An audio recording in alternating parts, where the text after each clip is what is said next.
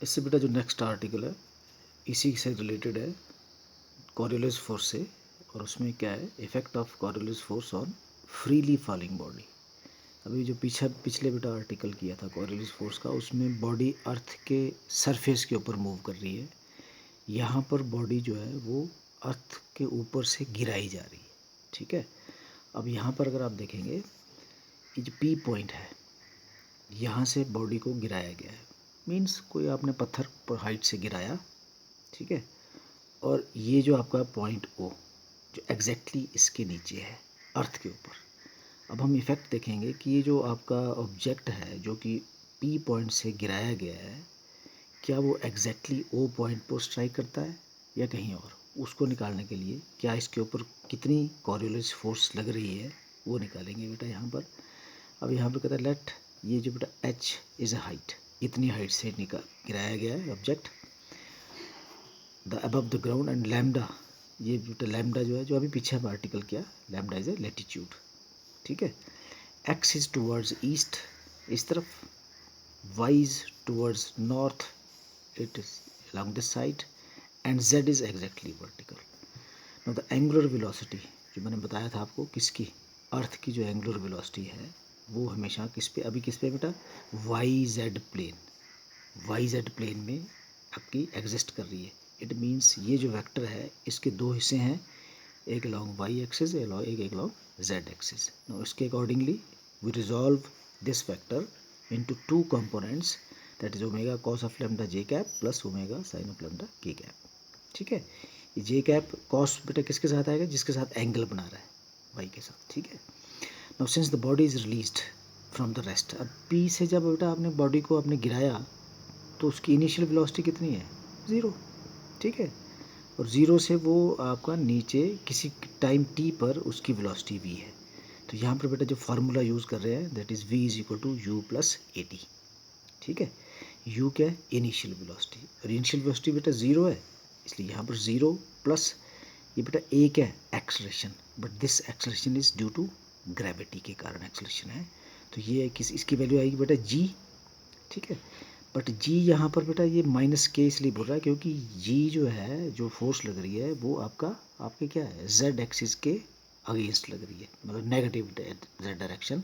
तो negative Z direction क्या होगी बेटा, it is K cap but it is A minus into T. Now this will be V is equal to this. अब बेटा हमारे पास ये दो फैक्टर्स आ गए बेटा, ओमेगा और वी, और कॉरियोलिस फोर्स निकालने के लिए हमारे को सिर्फ ये दो फैक्टर चाहिए, दो फैक्टर्स हमारे पास, ओमेगा क्रॉस वी।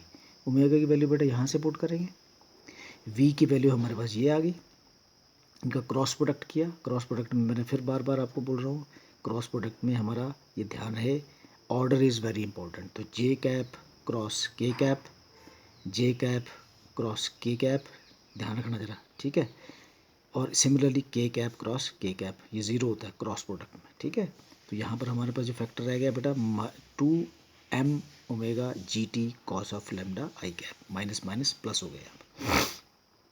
नो बेटा ये फोर्स है, इससे हम एक्सलेशन निकाल सकते हैं, हम रिवर्स ऑर्डर पे जा रहे हैं। तो एक्सलेशन क्या, F is equal to M A होता ना, तो ये M A is acceleration, but ये एक्सलेशन कौन सी, कॉरियोलिस। तो कॉरियोलिस एक्सलेशन निकालने के लिए हम इसको क्या एम से डिवाइड कर देंगे, तो हमारे पास ये फैक्टर आ गया। नाउ यहाँ से हम देखेंगे तो हमारे पास जो नेक्स्ट जो स्टेप है दैट्स द कॉरियोलिस एक्सलेशन। बेटा आप इसमें देख रहे हैं जो एक्सलेशन है दैट इज़ आई कैप, तो किसके अलोंग है आई कैप बेटा, कौन सा है, it is along x axis, और एक्स एक्सिस किसके अलोंग था बेटा, x axis is along the east, इस तरफ। ठीक है, नाउ इक्वेशन नंबर ये आपका ये जो 3 है, जो पीछे वाली इक्वेशन जो मैंने अभी बताई आपको, ये कहता है रिटर्न, क्योंकि ये क्या है बेटा, इट इज़ एक्सलेशन।